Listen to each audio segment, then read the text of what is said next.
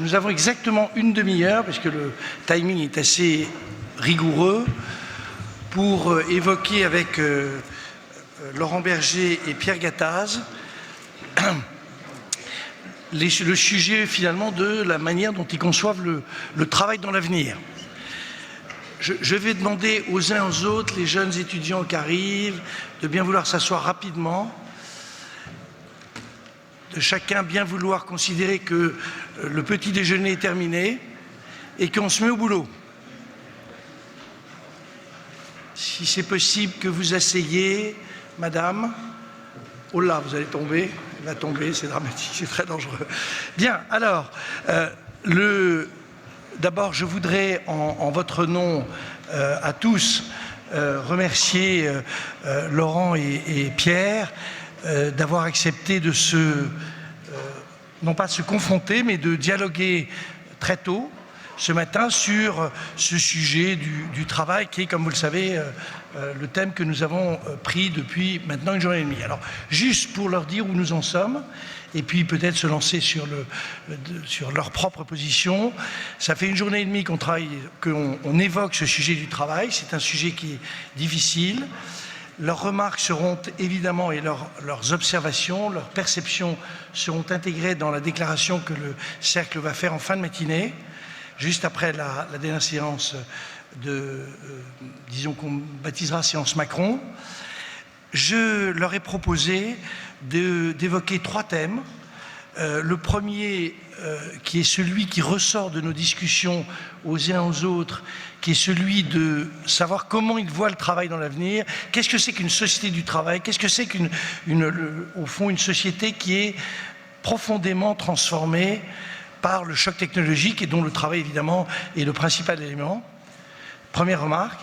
Dans ce monde-là, toujours un peu prospectif, pas un peu, dans ce monde prospectif, comment ils imaginent de créer des dispositifs de représentation et de dialogue qui soient adaptés à cette société nouvelle du travail.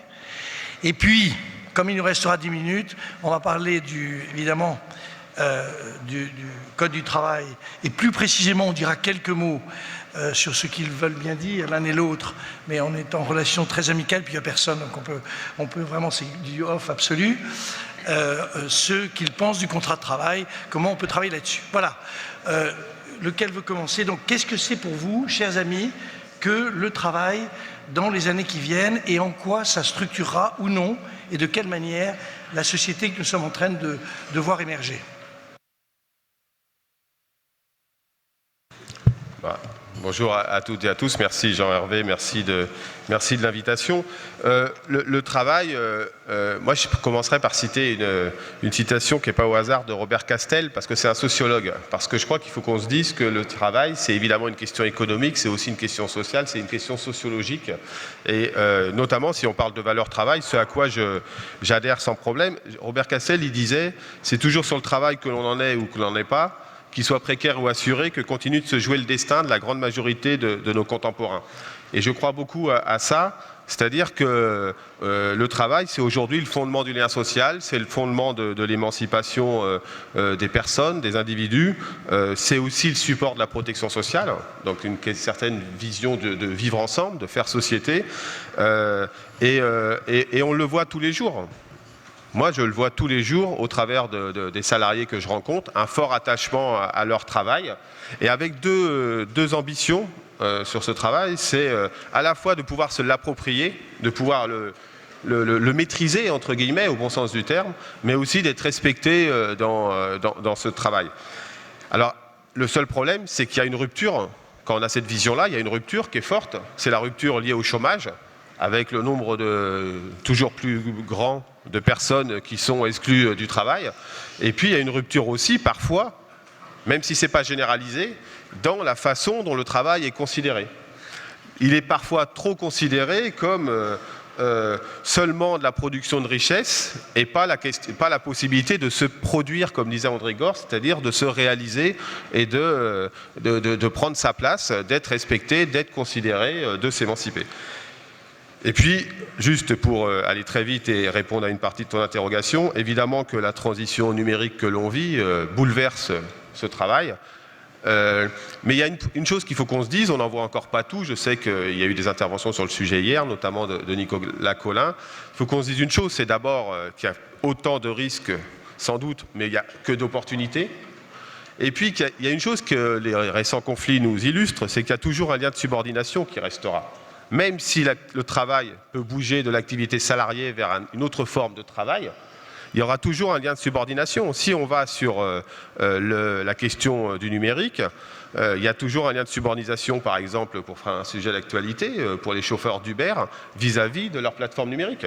Ce n'est pas un lien de subordination lié au statut de salarié, mais c'est un lien de subordination parce que celui qui produit, qui offre, entre guillemets, l'activité et le travail, eh bien, et donc il y a toujours besoin de régulation pour ce faire. Et je crois qu'il faut qu'on se le dise, c'est-à-dire qu'il y a besoin, dans le monde du travail, de régulations un peu plus construites. Ces régulations, elles ne veulent pas dire des freins, mais elles veulent dire la possibilité de se réaliser. Et donc c'est vrai qu'on est en plein débat, les uns et les autres, on est en pleine interrogation, et comme on est dans une société extrêmement anxiogène, on est plutôt dans une situation de se dire que les évolutions numériques, la transition écologique sont des facteurs de destruction. La question, c'est comment on en fait des opportunités. Pour ça, il faut du dialogue, de la régulation, de poser les vrais enjeux sur la table, ce que notre société ne sait pas toujours très bien faire.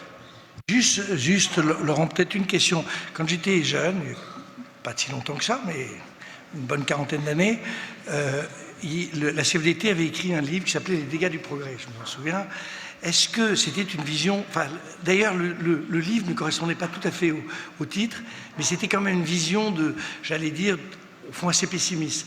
Est-ce que tu partages aujourd'hui cette idée que tu as parlé des opportunités, mais qu'on va traverser des périodes qui sont très nouvelles, d'adaptation compliquée? Est-ce que quand même l'un dans l'autre, ta position ou ta perception est une perception positive de l'histoire humaine ou non? Dans les dégâts du progrès, à l'époque, le livre de la CFDT, qui était une contribution de différentes fédérations, etc., portait un regard lucide. Je pense que si on regarde la réalité telle qu'elle est aujourd'hui, ça ne prête pas à l'optimisme démesuré non plus. En même temps, le pessimisme, il nourrit le statu quo, donc ça ne sert pas à grand-chose. Moi, je crois que le vrai sujet, c'est la capacité de vivre les transitions qui sont devant nous et qui sont même les nôtres aujourd'hui, et qu'on n'arrive pas à anticiper parce qu'on les nie avant de les regarder en face. On peut prendre 3 exemples. La mondialisation, qui est une extraordinaire transition, mutation que notre société vit et a vécue. On a mis beaucoup de temps à reconnaître que la mondialisation était devant nous, qu'elle nous plaise ou qu'elle ne nous plaise pas, qu'il fallait sans doute la réguler, j'en suis convaincu, mais qu'il fallait regarder les choses en face parce que ça bousculait notre économie, notre système d'organisation, etc. Pareil sur la transition numérique, pareil sur la transition écologique. Et le problème, c'est qu'on a quand même beaucoup tendance à serrer les boulons d'un ancien monde au lieu de regarder celui qui s'ouvre pour protéger aussi ceux qui vivent de l'ancien monde, mais pas regarder le nouveau comme étant seulement un facteur de risque. Enfin, demandez à des entrepreneurs du numérique aujourd'hui, beaucoup considèrent encore qu'ils sont considérés comme des gamins qui jouent dans le bac à sable. C'est une profonde erreur, parce que c'est pas le cas. Ce sont des activités qui vont pouvoir créer de la richesse. Donc se posera dans cette société-là, dans ce monde du travail-là, la question de la protection sociale, de la régulation, du dialogue, de la répartition de la richesse créée tout au long de la chaîne de valeur. Les mêmes questions qui finalement se posent depuis toujours dans le monde du travail, mais avec des angles différents. Et si on ne regarde pas ça en face, ça sera le plus fort qui gagnera, le plus faible perdra. Et puis, celui qui n'aura pas su vivre ces transitions, notamment à travers de la formation professionnelle, l'évolution, restera au bord de la touche. C'est quand même ce qui est en train de se passer aujourd'hui. Bien, Pierre, même question, même regard. Oui, alors, bonjour à tous. Merci d'avoir choisi ce thème extrêmement important, mais très curieusement, je me pose la question s'il n'y a pas qu'en France qu'on se pose cette question, est-ce que le travail est bien ou est-ce qu'il n'est pas bien? Moi, je dirais, si vous voulez, le travail, depuis la nuit des temps, c'est la pyramide de Maslow, quelque part. C'est le premier besoin, c'est du pouvoir d'achat pour vivre, pour manger, pour faire vivre une famille. Donc c'est le pouvoir d'achat, premier niveau. Deuxième niveau, je dirais, c'est l'intégration de soi dans une collectivité. C'est le regard des autres, c'est la dignité humaine par rapport aux autres. Et troisième niveau, c'est l'estime de soi, c'est le regard que nous portons, c'est la fierté, c'est l'épanouissement. Et je crois que c'est ça le travail en France. Et malheureusement, depuis des années, peut-être même des décennies, vous voyez, on a bafoué, on a maltraité le travail. Je pense que l'apparition des 35 heures ont donné des signaux négatifs. Récemment, on en parle souvent avec Laurent, la pénibilité. Certes, il y a des métiers pénibles. Certes, je dirais, tous les travaux ne sont pas agréables, ne sont pas épanouissants. Mais je crois que si on part du principe que le travail est pas bon, pas bien, eh bien, nous risquons d'aller vers de graves problèmes. Alors, deuxièmement, il est évident, si vous voulez, que nous, au niveau du MEDEF, on essaye de réhabiliter l'entreprise, on essaye de réhabiliter l'entrepreneur, le chef d'entreprise, on essaye de réhabiliter le travail, parce que le travail, eh bien, en effet, l'entreprise donne du travail aux gens, donne de l'épanouissement, fait de l'intégration des jeunes, de l'intégration des moins jeunes, donne du métier, de la dignité à des jeunes de l'immigration. Je dirais que le travail apporte énormément de solutions à tous nos problèmes contemporains. Alors en effet, il y a des mutations qu'il faut regarder. La France de 2015, c'est une France qui est en mouvement, dans un monde en grand mouvement. Vous avez sans doute parlé du numérique depuis 2 jours. Grande révolution. Il y a tout ce qui est révolution climatique. Vous avez le vieillissement de la population. Vous avez les jeunes générations qui arrivent, les générations Y, les générations Z, qui ont un rapport avec le travail totalement différent. Je rencontre souvent des jeunes qui me disent « mais moi je ne veux pas un CDI, moi je veux être entrepreneur, je veux être travailleur indépendant, je n'ai pas envie d'avoir un patron toute ma vie, le même patron, le même boulot, ça ne m'intéresse pas ». Donc il faut prendre en compte que le travail aujourd'hui en effet devrait être considéré comme l'une des plus belles valeurs, je dirais, d'un pays, d'une part, devrait être réhabilité. En plus est en train de changer. Alors quel est le problème en France que nous avons depuis des années? C'est qu'on a maltraité le travail, et c'est que on a toujours considéré le travail un peu comme une souffrance, et donc on était dans un environnement toujours de contraintes, contrôle, sanctions, qui fait qu'aujourd'hui, alors qu'il faudrait passer dans un mode de confiance, incitation, motivation. Je pense que c'est très important pour la révolution culturelle de notre pays, c'est qu'on réhabilite bien sûr l'entreprise, le travail, à terme le capital sans doute, j'espère qu'on va y arriver aussi, mais qu'on puisse arrêter de faire qu'on protège, on surprotège par des textes de loi. On a 3 problèmes en France en fait. Vous avez le travail qui n'est pas assez reconnu, et deuxièmement, on lui a mis des tas de cotisations sur la tête, donc on a un problème de coût du travail aussi qu'il faudra regarder un jour. Quand vous donnez 100 € net à un salarié, ça vous coûte 185 € chargés dans une entreprise française. Dans une entreprise allemande, ça coûte 155. Donc nous avons aussi un problème que le coût du travail depuis des décennies a supporté tout un modèle social qui est devenu complexe et lourd. La deuxième chose, c'est que nous avons une législation du travail qui malheureusement est très lourde, très rigide, et qu'il faut aussi regarder. Il y a plein de solutions. Et puis la troisième chose, c'est le dialogue social qu'il faut simplifier. On en parle très souvent avec Laurent Berger, de se dire que ce dialogue social devrait être beaucoup plus proche du terrain, devrait être beaucoup plus avec nos salariés, dans nos entreprises, et que ce dialogue social est devenu extrêmement bureaucratisé, technocratisé. Donc je dirais que voilà ce qu'il faudrait faire en France. Au niveau du MEDEF, qu'est-ce que nous faisons? Nous essayons beaucoup de faire des choses concrètes sur l'apprentissage. Nous avons lancé un programme, par exemple, court à la télévision, qui s'appelle Beau Travail, pour réhabiliter les métiers manuels. Vous savez qu'aujourd'hui, vous avez 400 000 emplois demandés non pourvus en France, des métiers de bouche, des métiers d'hôtellerie, des cuisiniers, des mécaniciens, des décolleteurs, des soudeurs, il y a plein de boulot. Il y a plein de boulot en France. Et ça, il faut le dire à nos concitoyens, à nos partis politiques. Donc face à ces 400 000 emplois demandés non pourvus, eh bien, il faut réhabiliter ces métiers. C'est un beau travail qui permet tous les soirs, 1 minute pendant 6 mois, à la télévision, de mettre à l'honneur des salariés dans des métiers en tension. Et nous avons fait ça pendant 6 mois, et nous allons continuer avec le Tour de France cycliste, puisque le MEDEF a 2 voitures pour aller à l'approche, je dirais, des populations, des familles. Dans chaque bassin d'emploi, nous aurons 2 voitures Beau Travail MEDEF pour expliquer, dans ce bassin d'emploi, on a besoin de cuisiniers, de soudeurs, de chaudronniers, de webmasters. Donc c'est ça aussi, les choses qu'il faut qu'on fasse, c'est réhabiliter fondamentalement les métiers, pas seulement les ingénieurs, mais tous ces métiers formidables qui sont réhabilités en Allemagne, en Autriche, en Suisse, Vous savez que la Suisse a 3% de chômage, ils ont 3-4% de chômage chez les jeunes, ils ont une formule d'apprentissage absolument extraordinaire à partir de 14-15 ans, c'est une voie d'excellence comme en Allemagne et en Autriche. Eh bien nous, malheureusement, depuis là encore 10 ans, 15 ans, 20 ans, eh bien ces métiers d'apprentissage pour la France, ce sont des voies de garage. C'est terrible parce que ça forme des métiers qui sont demandés fortement avec des belles rémunérations et des gens extrêmement fiers de ce qu'ils font. Bien, alors comme il nous reste 10 minutes, je saute l'étape sur la manière dont vous allez pouvoir dialoguer, parce que vous dialoguez déjà maintenant l'un et l'autre, et on se dit, alors maintenant, qu'est-ce qu'on fait? Nous, on a notre déclaration à faire à 13h, et donc il faut qu'on avance sur le sujet. Donc, qu'est-ce qu'on fait? Comment on fait progresser? En un mot, les opinions divergent dans la vie, c'est normal, c'est la vie, nous sommes dans un pays de compromis, parce que c'est normal. Comment on fait progresser le dispositif au-delà des bagarres idéologiques pour savoir si on a le droit ou non de traiter du problème du contrat de travail? Quels sont les quelques points sur lesquels on pourrait, je vais dire, pas forcément trouver un accord ce matin? Je serais ravi, j'aurais l'impression d'être très important, mais simplement de faire progresser la réflexion, et puis après ça, à vous de jouer, hein, c'est pas, nous on est juste une sorte de maïotique.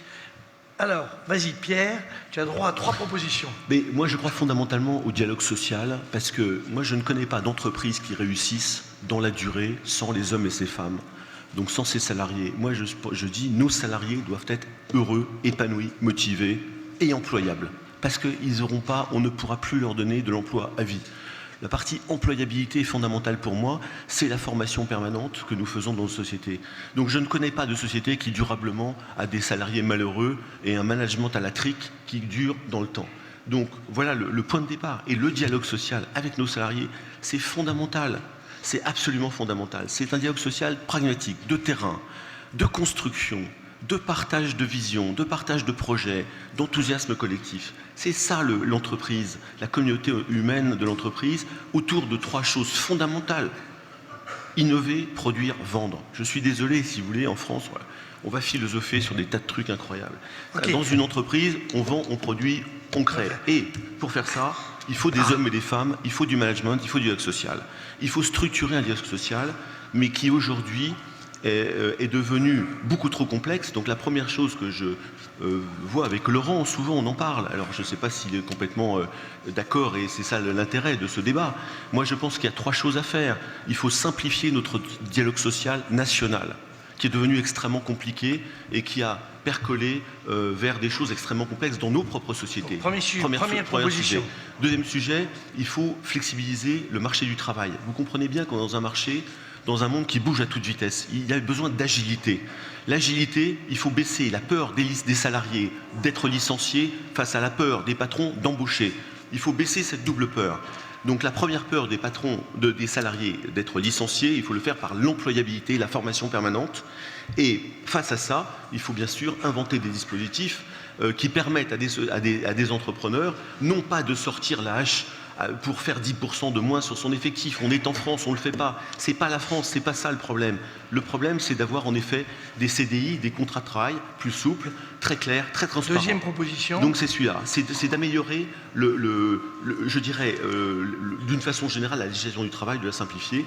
Et troisième proposition, c'est d'arriver vers l'accord d'entreprise.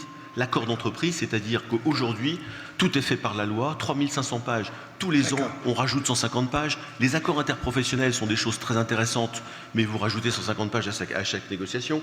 Moi, je dis, revenons sur des choses très simples. On doit revenir sur 30 ou 50 choses, des principes de base du droit du travail. Et c'est l'accord d'entreprise avec nos salariés, avec nos représentants, où on doit travailler sur les 39 heures, sur l'organisation au travail, le travail de nuit. C'est avec nos salariés qu'on doit faire ça dans les entreprises. Accord d'entreprise prépondérant. Les 3 propositions sont claires. Laurent. Oui, moi je pense qu'il faut sortir d'une approche seulement économique du travail, seulement production de richesse. J'y reviens là-dessus, il faut y accrocher une approche humaine, sociologique. C'est peut-être que je ne le dis pas dans le bon lieu, mais ça me paraît fondamental. Et pour ça, il faut redonner de l'espace de parole aux salariés sur leur travail. Et c'est ce qu'on avait fait avec un accord, certes national, sur la qualité de vie au travail, qui se met en place dans certains endroits, avec des espaces de parole sur leur travail pour les salariés. Et à chaque fois qu'on le fait dans les entreprises, ça progresse en termes de vie au travail, d'ambiance dans l'entreprise. Deuxième point, puisqu'il faut aller vite, il faut remettre la question de l'organisation du travail comme un sujet de négociation. Ça ne l'est pas aujourd'hui. Ça ne l'est pas dans les entreprises, l'organisation du travail en tant que telle comme un sujet de négociation. Troisième proposition, et j'en aurai 4, je suis désolé Jean-Hervé, oui, c'est vrai qu'aujourd'hui on a besoin de mobilité, on a besoin de rebondir, on a besoin de deuxième chance et c'est absolument nécessaire. Pour ça, il y a une idée, c'est le compte social personnel. Alors certains l'ont appelé dans la loi le compte personnel d'activité, mais je crois qu'il faut accrocher des droits à la personne.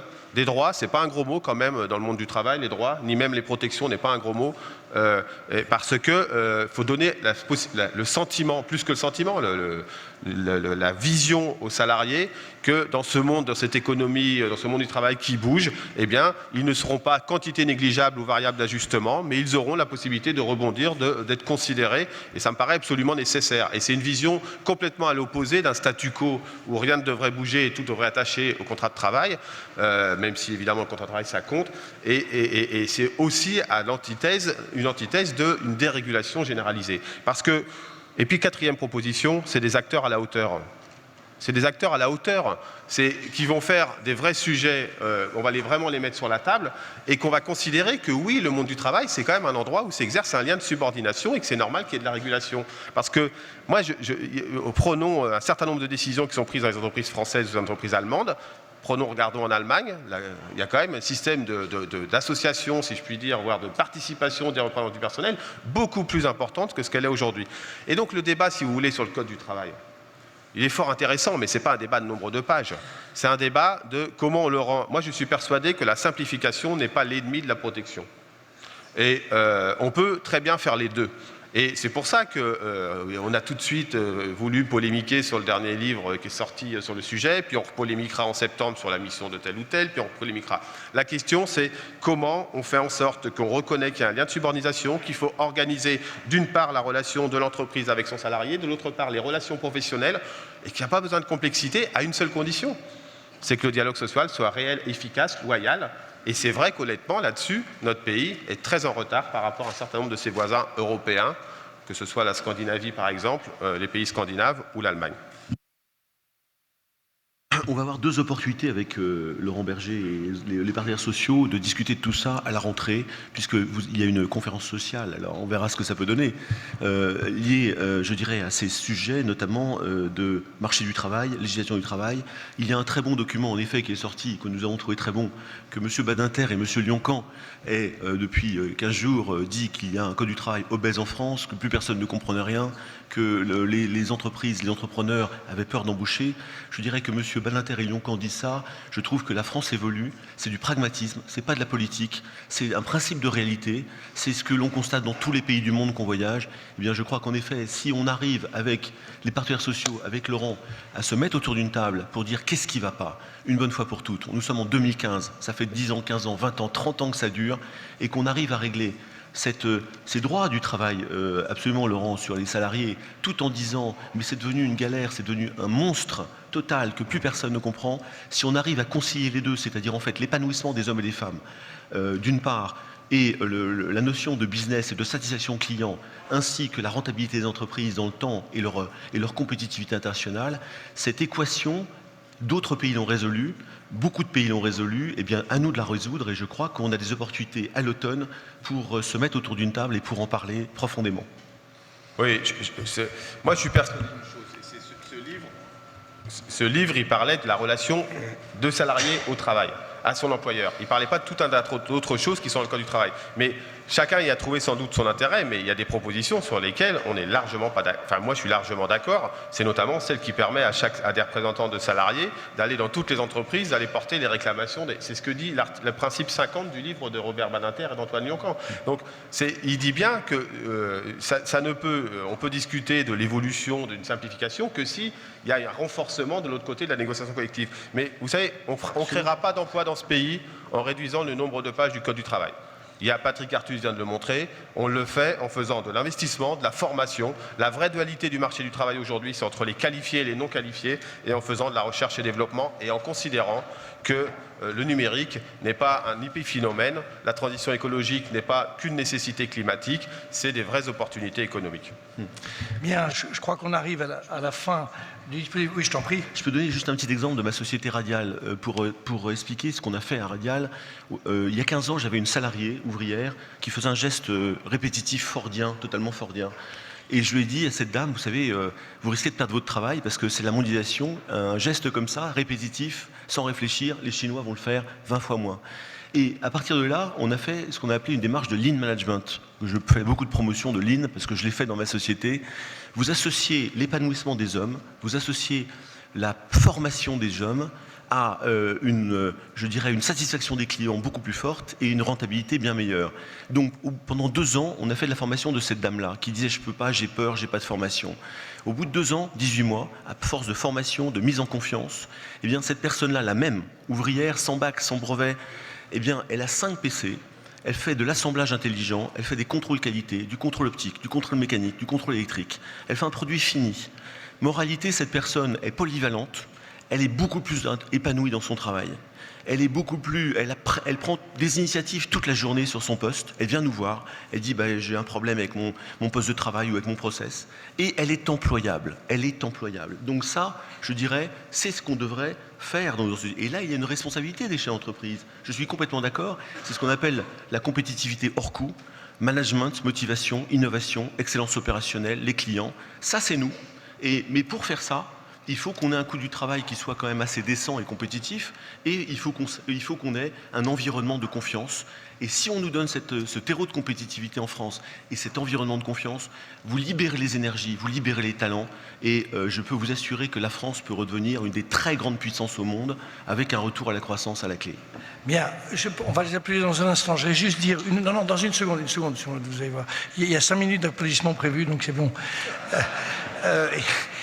Juste peut-être une remarque, c'est que le point que vous avez en commun l'un et l'autre et auquel je m'associe à titre personnel, c'est cette vision quand même très humaine du travail, cette vision qui potentiellement donne au travail la capacité de fournir un épanouissement à l'individu. Deuxième remarque, on est en train de rentrer dans une société, ce qu'on voit apparaître dans nos travaux, dans une société qui va être très compliquée dans les années qui viennent parce qu'il y a polarisation du marché du travail, parce qu'il y a adaptation, parce que vous avez donc du boulot et franchement, je vous le dis ce matin, on compte vraiment sur vous parce qu'il faut quand même qu'on en sorte de ce cancer du chômage. Je vous remercie. Maintenant, on peut y aller.